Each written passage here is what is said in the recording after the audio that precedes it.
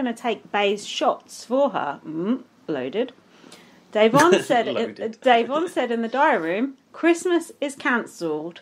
I'm surprised we don't hear this more about Christmas in the diary room. It should have been cancelled long ago. Christmas is cancelled was trending on Twitter. Coincidentally, Christmas was also cancelled in the UK yeah, that week. Where you can no longer celebrate the fireworks at New Year in London. I wonder what I will actually do for Christmas. Oh yeah, did you remember?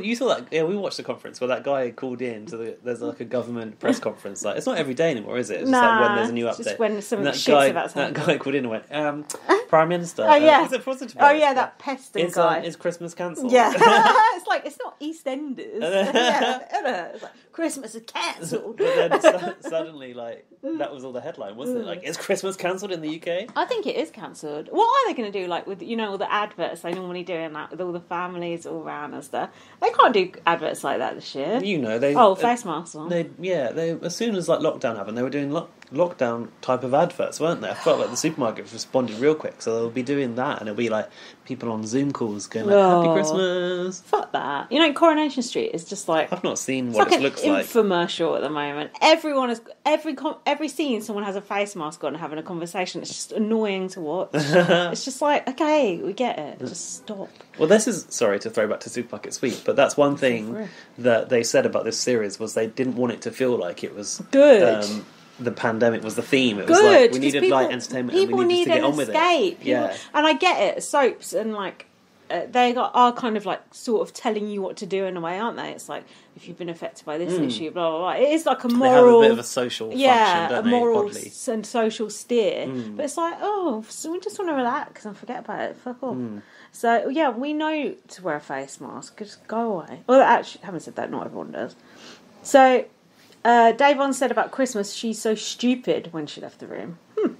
Davon asked Tyler what happened. Tyler said that you have my vote, because Tyler obviously realised Bailey was against him.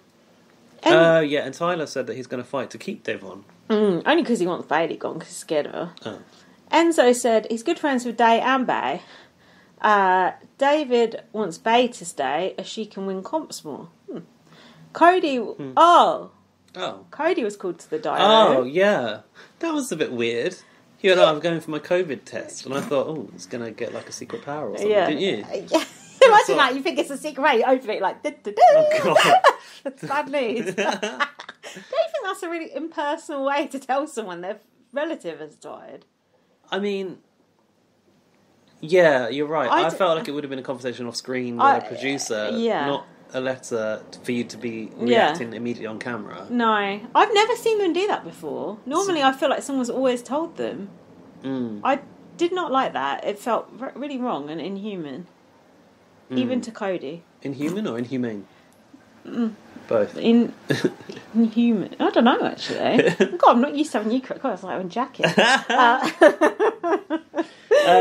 Yeah, and I was a bit surprised that Cody kind of wants to carry on. But then, once someone died, then there's not really any point leaving, is there? They've got to go, haven't they? Yeah, and he had cancer, so it was obviously something that was in the works. Like, I feel like when it's someone a natural has that, order of it's things. coming, and I guess he stepped into the Big Brother house knowing that he probably wouldn't see him again, probably. Coincidentally enough, in Cody's season, Derek Lavasser, Cody's mentor, and Frankie granddads both died within a week of each other in their series. Oh, really? And Jason Roy was saying on Twitter they both got to leave the house and go to the funerals. Well, we've had housemates leave the house and go to a funeral in the UK as well. But do you remember this guy Scott in the UK? Brother, he left. He didn't actually. It was when his sister who died, and he didn't actually leave the house. He just went to the funeral. And I think it was his sister. Yeah, he went to the funeral and came back. No, I think it was a grandparent, wasn't it? No. Was it not? Was it sister? No, because I remember... Unless it's a different person we're talking about. Yeah, it was Channel 5's first that series. blonde-haired guy. The guy who went boo-woo instead of boo-hoo. And I swear it was his sister, because me and James were like, what the fuck? Your sister just died. And then, but then we're like, well, maybe they weren't that close. You never know, do you? So, but it was a bit like, what? Grandparents a bit different to sister. But then, not necessarily. The thing was, he went to a funeral, and it was never mentioned in the show. That's what I didn't like about it. The beginning of the end times. Well, apparently they did that too in US, but who knows? I mean, would someone do some game talk with you at a funeral? I mean, probably not. But you never know. But it was more about like bursting the bubble of, you know, Yeah. the social bubble, the support bubble. Social bubble. That you know, any contact with the outside world kind of voids the sanctity of the Big Brother house, doesn't it? Well, what about your mate Rylan off to his fucking X Factor auditions back in the day? Think on. Think on. And given that Ryan was such a purist, he should not have been going to this. No. He should have said, I don't want to go to that. Well, I'm going to mention that to him next time he's here. How could you? I had a good title for that one when he went out. Oh, yeah, Drop Me Outside Wembley Arena. Yes, you did. That was good. The fact I remembered that. Fucking hell. And now you said it, I remember that being a title as well. Yeah, that was a good title. Fuck. I bet that took a while to think of. Actually, James probably thought of it. So, now we've got the big row. Okay, so I don't know where I stand with the big row. Go on, tell me your initial thoughts and we'll see if they're correct. I feel like it's all a bit unnecessary, don't you? I suppose any row is unnecessary, but like I just feel like everyone's overreacting here. What have I got in my notes? Oh, sorry. I did kind of cringe when Cody was reacting to his dead grandfather. And then Tyler come in. Tyler hugging Cody I found quite touching. Yeah, Tyler was like, oh, what's wrong? But Nicole F coming in and the slop unitard was a bit like awkward. Anyway, I'm so sorry. But this is actually quite good for my game. Yeah. Dave Vaughn was explaining to Bailey. No, Dave Vaughn explains to Christmas that Bailey was pissed that the veto wasn't used. That's where this started. Yeah, so how I saw this start was Dave Vaughn was trying to explain to Christmas why Bailey was so upset in a very calm, quiet, rational way. It seemed like it, but I don't understand how it spiraled. Because Christmas said Bay is a very emotionally forward player. Oh, I know. Emotionally There's a question that we have to answer. Okay, go on. I think carry on, we'll come to it. Yeah, she said Bay is a very emotionally forward player, and I put, i.e. a human. And then Dave Vaughn said, yes, Bailey is upset you put her on the block. She's pissed. And Dave Vaughn said, you were handed a gift, i.e. Tyler offering to go up on the block. Yeah. And Christmas said, it wasn't a gift, it was a burden. And then Christmas said, Bailey is having an attitude with me now. Attitude. Okay. Microaggression. That's quite mumsy, though. Yeah. Feel free to interrupt anytime you want. Yeah, okay. And then Dave Vaughn said, yeah, because you nominated us. Do you know what? I have not thought of the concept of someone having an attitude with someone for a long time. I thought that's something that people used to say. Having an attitude with Don't you think it's something people say to black people, though? No, not necessarily. I feel like it's something my parents used to say to each other. It is, though. I feel like it's like the chip on the shoulder thing. It's like something that's more exclusively used to describe black people than white people. Maybe. I think so. Maybe. But I think it can be applied either way. Do you want to chip in? Oh, stop defending white people. I'm going to sneeze. Carry on. I'm going to sneeze, so you'll have to say something. No, you've got more notes on this than me. Hold on. Okay, I have got more. Krista said... Oh, let's play a tennis match, was it? She said... Is that a serious suggestion? Krista said, I'm getting heated. And Dave Vaughn said, not only did you stick a knife in her back, but you twisted it with a smile on your face. You hurt the girl's feelings. Christmas said, it's mutual. And I put, no, it's not mutual, because you're in the position of power. You're the one who put them on the block. It's not a mutual hurt feeling, is it? If it's like when someone dumps you. She tried to make out like it was because she cried. Yeah, she put them on the block. But it's like when someone dumps you and then they're like, oh, I'm really upset about dumping you. I'm crying because I'm dumping you. Well, don't dump me then. Isn't it? It's like, fuck off. This isn't your time to be upset. It's like that. Christmas said she exposed you about her saying that Davon was her untouchable. And Davon said she had a moment of vulnerability and trusted you.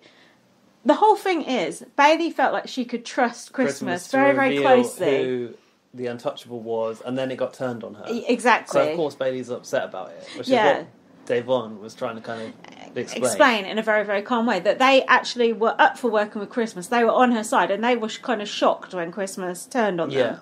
So that's what Davon was trying to say. Christmas then went... This was game, Davon. This was game. Bring out the Ica claps. It's nice. You're going home. It's nice when people clap in your face, isn't it? Especially when you're a black person. Don't you think? It was just... I think I've picked up the claps, though, from watching Big Brother, mainly from courtesy of Ica 1. Oh, racist. No, but it's true, because No. You're Going Home was legendary. Yeah, but don't you think that... hold on, we're going to come to it. So, okay, yeah, the clapping comes the clapping is up later. It's like a cliche. Yeah. So, Davon said it was personal game information, and Crystal said there's no such thing as personal game information. This is what we need to unpack. Go on. Is there such a thing as personal game information? And don't you think... No, there's not. There's not, is there? Well, there is. It's on a level when you trust someone. Personal game. I mean, I thought Christmas raised the point. I thought Davon made up a fictional term here, and Christmas was trying to debunk it and go like, no, personal is like your real life on the outside, which I think she raises the point, like your kids and your partner and your jewellery business or whatever. That is your personal stuff. Personal game information. I don't know if there was something lost in translation here, but Davon explains it in the next sentence. Okay. She says, personal game information is if I say I trust you and you say I'm going to put Ian on the block. And at that Ian exact moment, Ian walked in. And then Davon's like, no, I don't mean you, you're just an example. I don't think that was such bad timing. Ian was like... I love how they edited Ian in for the in comic the shower. element during the row. That was quite funny. And meanwhile, they cut to a shot of them in the kitchen. Tyler said, I'm going outside to avoid this row. Danny was sat there listening, and Memphis was laughing, so that tells you a lot.